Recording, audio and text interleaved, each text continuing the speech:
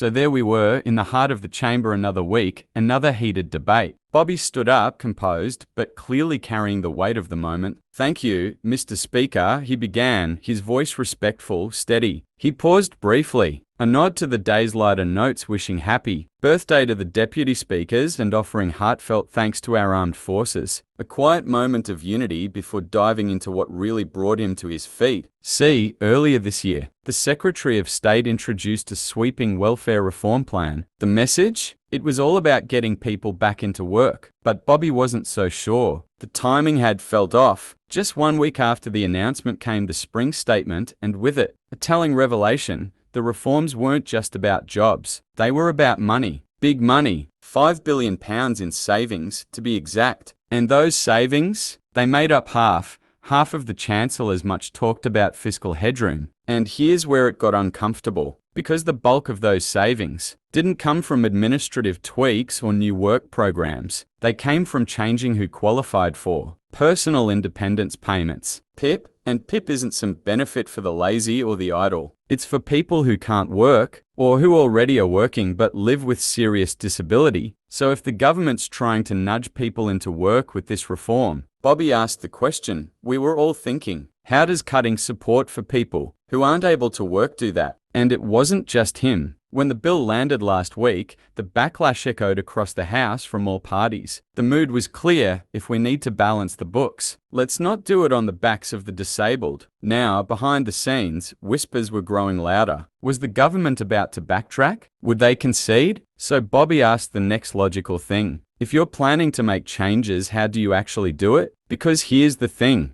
In Parliament, process matters. If a reasoned amendment is tabled, it could kill the bill completely. So could they just tweak it? Would they have to withdraw it and start over? That's when the leader of the House stood to respond. She welcomed Bobby warmly, grateful for his thoughtful approach. Then she acknowledged what we all knew. Yes, the welfare system does need fixing, but it has to be done with compassion, carefully, thoughtfully. She stressed what PIP is meant to be, not a way to stay out of work, but a way to help people live with dignity. And for too long, the process to get it has felt like a cruel maze. Cold, bureaucratic, broken. We're listening, she said, and not just to members of her own party. She knows MPs across the House have seen the system fail. People, it's time to change that. But change, she reminded us, doesn't mean destruction. And as for the bill itself, she assured everyone amendments are normal. Most government bills evolve as they move through Parliament. That's what committee stages and report